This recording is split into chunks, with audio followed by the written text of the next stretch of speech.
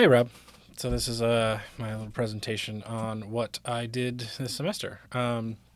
We did Guys and Dolls was our main stage production, and this is kind of where I start. So with an AutoCAD is kind of my preferred sketching playground. It's what I've done all of the sets until now in, and it's where I feel fastest and most comfortable. So, just to walk you through our design process a little bit, this is our awkward, modified thrust with a proscenium, no wing space. Really, these are about 6 feet wide.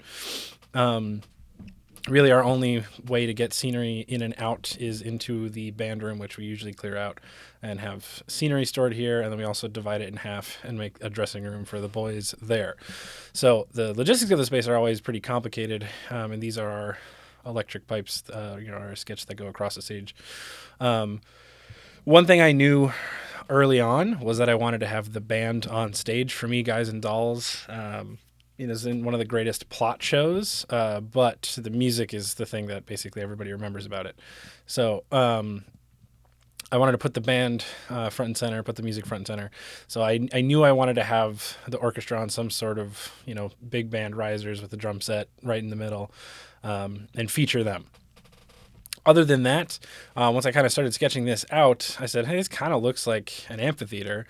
Might as well put a stage in the middle. And then, from working in our space, obviously, and with designers and choreographers and directors, we need elevations. So I thought, well, if we just make that circular stage raised and we have some way to get on and off of it from the sides, but not really impede the downstage thrust portion of our stage. Knowing also that the way we were going to establish the mission was by wheeling on pews that we had built for Footloose in the fall. So this was my sort of mock-up to see, if we could get them around easily, these curves and things like that, and also drawing in some of our bigger scenic units that we made for Footloose to see if we could recycle those as well. So this is where I started. Then I got to wanting it to be maybe a little smaller for the orchestra, to, again, maybe give some more stage space down here. And this is where I started messing around with maybe having steps that wrapped all the way around the front, which I knew was going to be pretty complicated to build, but I thought would look pretty cool as well. So that's where I ended up with that. And I thought the curved, again, like the kind of Greek amphitheater style orchestra riser would look really cool. All of this, though, just being a ground plan and in 2D, not building a model of this ever. And then I got to version 3, where I started to get a little more practical. And I knew we had a bunch of 4x8 stock flats, and that would be easy to whip together, put on legs, and create the space for the band, versus creating these giant curved sections, which would also be very time-consuming, but also very financially and resource-heavy. So I went for the easier option here, which still ended up looking really cool. And this is kind of the finished version. So version 3 is what I ended up going with here. And in this one, I was still pretty committed to doing the curved steps, but similar cuts were made on the steps for, time and efficiency reasons. So this is where I got, but one thing that was also a big point of emphasis for me was to use 3 dimensions in my design as much as possible.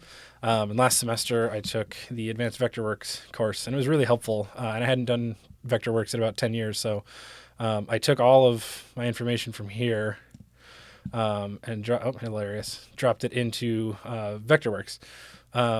So new laptop. So opening all these files is fun. So actually, for the first time in my working at this school, I not only made a Vectorworks file of the theater and the set, but I also did a true Vectorworks light plot, which this isn't exactly what our lights ended up being, but this was kind of a rough in of what might be a good rep plot that we could just probably make work for Guys and Dolls. So that's where you see all the different focus points. Or what would probably look good on the stage, maybe not necessarily what would look good on this specific set. So this was a good practice in getting back into using Vectorworks as a tool. And the other focus, though, of doing Vectorworks and using it for Guys and Dolls for me was the ability to design in 3 dimensions. So I was able to, the set ended up being pretty simple in the grand scheme of things. It's, a couple shapes, but extruding all those things, experimenting with some textures and color finishes. I thought for a long time this would be just a wooden deck, and these would kind of look like, sort of the concrete jungle style, or that's kind of what we were maybe going to go for. But then also, my school is a Frank Lloyd Wright style school, so there's exposed brick everywhere. So you're kind of also competing with the colors that are already visible. You also have this raised, the stage is raised, and we have a front area that is not part of the seats. So we decided to make that, I guess I decided to make that the Havana Club, and as well as the Hot Box Club. So we would have performers come out and sit down there, but not have to have scenery come on and off the stage for those scenes. Because one thing I learned studying Eugene Lee was that in musicals, it doesn't necessarily matter what it looks like. It mostly matters how fast it happens. So for me, I'm always trying to do, transitions as quickly as possible. And I often lean towards a, minimalist style, or, basically giving them a blank canvas to dance on, which some people really like and some people really don't. I think it's what works for me for now. And I think we've mostly had success with it. So this was a lot of fun making this 3D file, especially getting to show our director pretty early on in the process when I was working on this. As early as like the end of last semester is really when I was diving into this heavily. Being able to show not just a physical model, but actually be able to like fly around the space and, turn some lights on and off and see what things looked like. So this was then that next step of the process. But, I also ended up going back to AutoCAD to do some more of the fine details and sketching, just because I'm still at this point faster with it. So one thing that's not visible in the Vectorworks model is these New York City signs. Doing such a minimalist set, our director and me a little bit were a little worried about our audience being able to figure out where we are, right? Just having a basic stage with nothing really going on, and an orchestra. It's maybe not always the easiest to figure out where in the world is Carmen Sandiego. So I went and got some reference work for some different signs from the script. One of them being this Roxy marquee. We initially were maybe going to do a bunch of different like Broadway marquees, but this was one that I really liked. And then the Mindy's, what is actually the Lindy's cheesecake sign in New York City. And then the hot box, just doing something sort of, I don't know, just a different shape that's not so square. And I don't know, somehow a trapezoid is evocative. Maybe it's the angles, but these kind of ended up being the 3 shapes we were going to go for. So we built these all in-house. I built them, and then I had a parent volunteer come in and paint them. And one of the things that was tricky about these is I wanted them to light up like a actual marquee sign and be able to do a chase. So, we did old school. I didn't have a bunch of individually addressable bulbs and crazy effects and stuff like that. I had strands of lights, and so I did the math and figured out that, if I could put a strand that had a bulb at A all the way around, when we had them do the chase of 2 on, 1 off, 2 on, 1 off, 2 on, 1 off, you would get this similar marquee effect if it looks like the lights are kind of chasing around the sign. So I did that for Roxy as well. Doing different strands. So I used 10 bulb strands and 12 bulb strands to just fit the size of the sign a little bit better. The hotbox sign is about 3 feet wide. The Roxy sign is about 8 feet wide. Little different. And then with Mindy's, I was gonna originally maybe do like a kind of a true chase. But this is really close to what the actual Mindy sign looked like in terms of layout and design.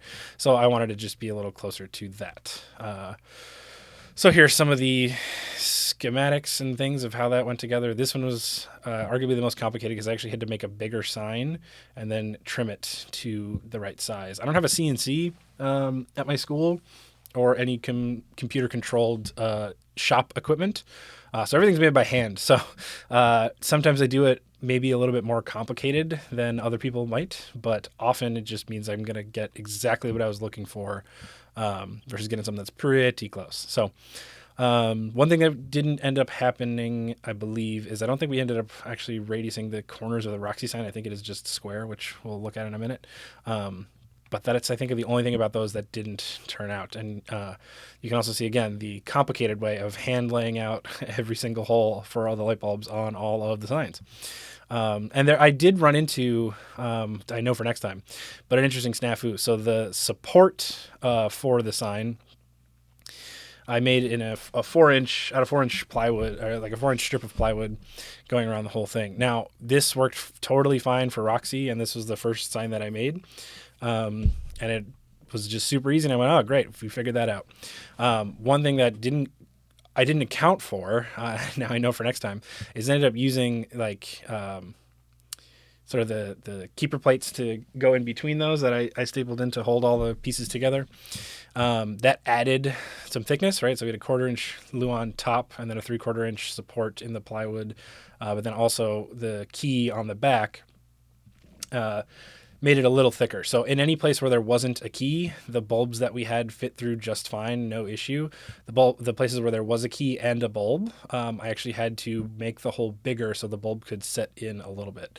So it's just a thing to note for next time that if I do the same style, if I could try to avoid putting bulbs where the keys are, or maybe just make the keys a different shape, right? Like something that is maybe more like this. It doesn't really impede the bulbs. I could have done. But now I know. And certainly this then also became a little more obvious on these two signs, where for Mindy's, if you can tell, this bottom row of light bulbs basically just went straight across the sign with no support there. And that ended up being pretty tricky because I was just going through the 1/4-inch Luan. So it was totally different on the Mindy sign than the other ones, and a little bit on the Hotbox as well. What I ended up having to do for the Mindy sign was glue each individual bulb like with hot glue and pull it on the back of the sign and hold it in place while the glue dried, which totally worked, but took a long time. Something else about this, right? This giant circle. One of the reasons I wanted to build this was because I haven't built a circular stage before, and I kind of wanted to push. I had a good group of upperclassmen builders in my workshop class who helped me build the set for the musicals. So I wanted to give them a challenge as well as myself. So, making a stage that's raised 2 feet in the air, I mean, there's a lot of ways to do it. And I went through a bunch of different revisions of drawing it. What I ended up on, though, was basically we have the remnants of a turntable. So we had, I think a 16 section wedge that was about, I think it was about it was a 16-foot turntable from a previous show when they did Into the Woods before I was working here. And so I thought, well, if we can just build a frame, we can put that on top. And then that actually is this going together pretty quickly, because I thought having to figure out how to build supports around the whole radius and everything like that out of new construction, right, just laying down sheets of plywood and cutting it out, I was having a harder time figuring out how that was going to work than just knowing we had the turntable segments and that would go pretty easily. So I did that. This is what we ended up building underneath the structure. So this was a lot of wood and took a little while to put together. But once it was together, then we put the turntable on top very quickly. We actually trimmed it down closer to size. This ended up being about a 14-foot circle, which ended up being enough for about 8 or 9 dancers to all be up there pretty comfortably at any time. And we could, of course, fit more people up there when we needed to. But here's when I started kind of scaling back on the full semicircle stairs idea. I knew that was going to be really challenging to build, and again, probably pretty material and time wasteful, or at least that's how it felt. So we started cutting that back a little bit, as time requires. So to get into what it ended up looking like a little bit, so here are this is, where the recording of the show is where I have the best shots of the whole stage. We have a photographer come in and take photos of the kids, which is great for them. Usually means I don't end up with the best pictures of my work. So the first thing you might notice is that it is not wooden texture. It's kind of a green marble sort of thing. And this was something I got a lot of questions about. And in truth, I don't know if I have the best answer. I went to meet up with a friend in New York City, and we got lunch at a coffee shop that used to be a bank, and the bank had all this really cool green marble like wall treatment. I don't think it was really wallpaper. I think it was just kind of built like that, but I also don't think it was real marble. And I just thought it looked really, really cool having a giant kind of palette of that as a background. And in doing, a minimalist set like this, it's tough. If you pick, wood grain, then it kind of feels like you're always inside. If you pick stone, then it sort of always feels like you're outside. If you pick like sand or some other stone type thing, again, it just kind of anchors you to maybe not a more useful place. So I don't know. I thought this, especially when we hit it with some different moving lights, could kind of help make it look a little more water. The green also sort of for everybody just invoked a little bit of a sewer vibe for that scene. And what ended up being kind of a nice happy accident is our nicely right here in the green blazer and the pants. That ended up actually being a really good look for Sit Down, You're Rocking the Boat. It kind of looked like his stage, and he took over. And he didn't spend so much time on there otherwise in the show. So anyway, I just thought it was going to be a really cool look. And I think it was. I think a lot of people still had some questions about it. One thing we also did is we have these sort of side lighting booms. And for Footloose, I had built some diffusion screens to fill them. And we were using LED lights behind them to change color, which was really cool. And we like that effect a lot. So one thing we did for this show is we took them back down and we applied like a stained glass vinyl over them to really kind of help sell the church. Or, well, the mission, I guess. It's not really a church, but the mission when we go there. So we also used some, conventional lights behind this. And so when we turned those on and the LEDs off, it looked like daylight was coming through, which is a really cool effect that was really pretty easy to pull off. But here you can also see the signs in their full lit glory. One thing I wish we had done differently is in the sign that I'd made for Mindy's Cheesecakes. The reference of the actual sign that I gave our parent volunteer had the lettering in white, which is what I assumed they were going to do. I guess we never really had a conversation about it because when I came in and they were like, I'm done, it was all black. And I didn't have the heart to ask them to go over it. And I didn't have the time myself to go over it again. So one of my only complaints about what we ended up with is it was pretty hard to read the Mindy sign, even when the lights were on. We didn't try focusing fixtures on the signs themselves. That probably would have helped them pop a little more. Honestly, we kind of ran out of fixtures with lighting all the different parts of the stage. So it's a known issue at my theater. It's something we're planning for.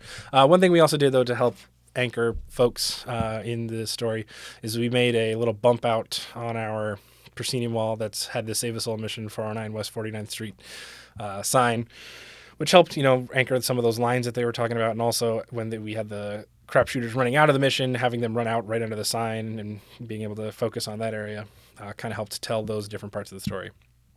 So to show you the chase effect, this is a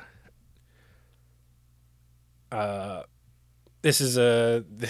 now I can't remember the name of the song. Guys Only Doing It for a Doll. Guys and Dolls, I think, is the name of the song. Anyway, so the different chase effects. So the Roxy sign has a chase, the Hotbox has a chase itself, and then the Mindy's goes left and right. Something I actually just noticed now, I'm pulling this up, is in my drawings we had Roxy over here and Mindy's over there. I think the discussion was we knew Mindy's was referenced over here when Nicely went to go get a slice of cheesecake after talking to Nathan. He went off that way. So when I went to hang the signs, I went, okay, well, Mindy's is over there. So different than my drawing, but it's how we blocked it. And, I know as anybody, it's easier to change the set than redo the blocking sometimes.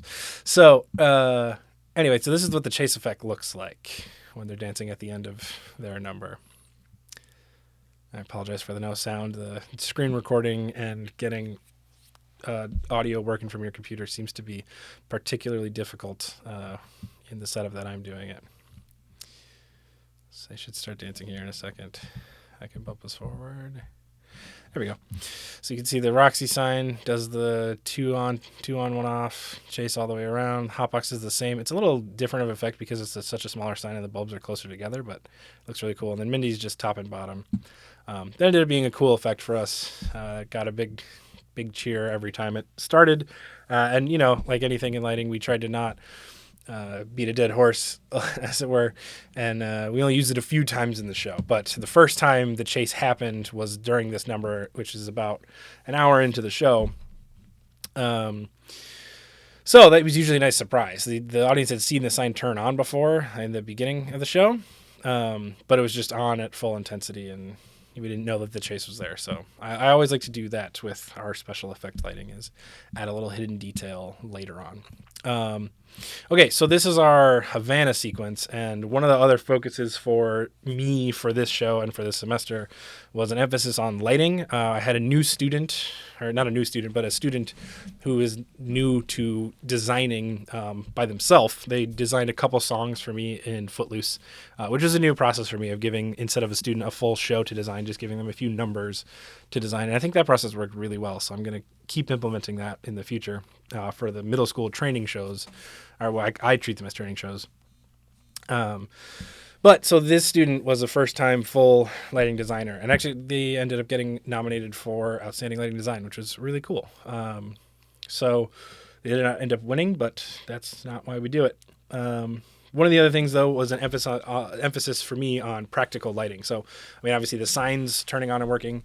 You'll see in a second in Havana, we had a lot of lights turn on and work on stage. But also just in the design in general. I wanted to go for some, I like minimalist sets, but I like pretty bold color palettes. So I'll show you a little bit of our Havana sequence. Yeah. Didn't quite nail the cue that night, but we had these LED trees that came out of nowhere in a blackout and just popped on. And then we created this kind of nice sunburst view in the background, and doing a similar thing where this is the only time when we were in Havana, this is the only time we use this color in the lights to kind of help sell that effect. The sign that one of the band people made for the conga player's music fell off, so you get to see the Milwaukee Jazz Orchestra sign. Skipping forward a little bit, when we actually enter into the bar, our bartender, who was actually one of our crew kids that we snuck into the show, his bar has lights that turn on, which is just a nice little hidden detail, and again, a different little look and pop as we move throughout the scene. Our sweet dancers show up. We'll stop there. And then other practical lights, like when we were in the hotbox, obviously we could turn on the hotbox, which again helped anchor us there. When you're in the streets of New York, all the signs could turn on, and then you knew we were outside. But one other thing that I did here, and I'm sorry I don't have a close-up of these, but we did the footlights, and these were the classic clamshell footlight. These actually, I 3D printed these, which was really cool. It took a long time for them to print, but once they were printed, it was very, very easy to finish and paint them. I wanted to attach them to the stage themselves and have actual light bulbs pop up through them and have them work like they should. The director was worried about them being there the whole time, and also them running up and down the different staircases. And in the crapshooters dance, the choreographer had them jumping off of this platform in these kind of different gaps. So she was worried that someone was going to clip one and then it was going to break during a show. So she didn't want them out there the whole time. And so we, instead of drilling them into the stage and putting a hole in and popping a light bulb through, instead what I did was in the the cave part of the light, I just put one of those like under your cabinet lights that you can like tap and it'll turn on. And they weren't very bright. I mean, like you can't see any shadows cast by her, but it was just enough light to kind of emphasize the scandalous ankles as we went through the different hotbox numbers. And the kind of cool thing was in the different numbers where she's talking to Nathan, or they're having their little moments over here, and we're still in the hotbox, but they're not doing a number. We could turn the lights over here down, and you would still see light coming from the footlights. So it helped sell that effect, and I'm sure not everybody noticed that they actually worked. And were also movable, right, battery powered, but it was a cool effect if people caught it. Another practical light that we did, we had a lamppost come out for If I Were a Bell, and as always, when you're in production week, you go, oh, wow, I should have designed this in a different way because that would have been cool. It would have been really nice if we could have, if I were a lamp, I would light the line that she has, if I could have had it light on that moment.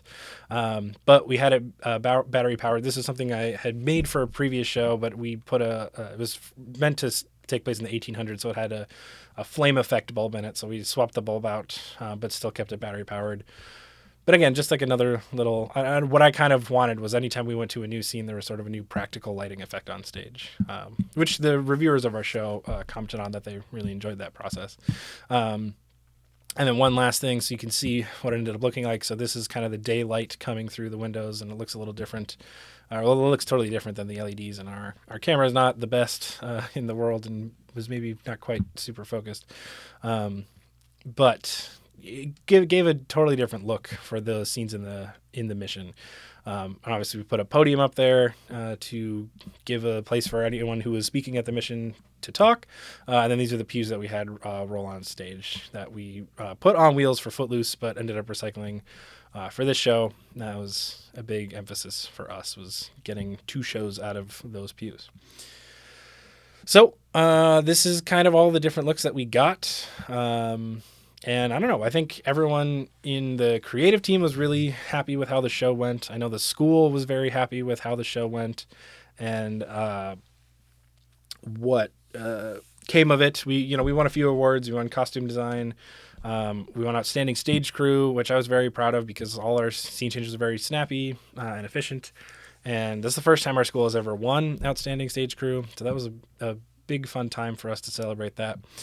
And now I have no idea what to do with these signs because I don't know the next time that we'll do cabaret. That's on my mind. The next time we'll do Guys and Dolls will probably be when I'm no longer at this school. So I guess I should stash them somewhere for the next person, but they take up quite a bit of space, but they were sort of a pain to put together and they looked really cool, but I don't know what to do with them now. So anyway, hope you're doing well. And sorry I didn't do all of those earlier check-ins. This is the first time I've ever done, like the spring semester for me in my job is by far the most complicated. And doing that with also full-time grad school was a challenge for sure. So looking forward to our summer classes and hope the non-teaching part of your summer goes really well. Thanks so much.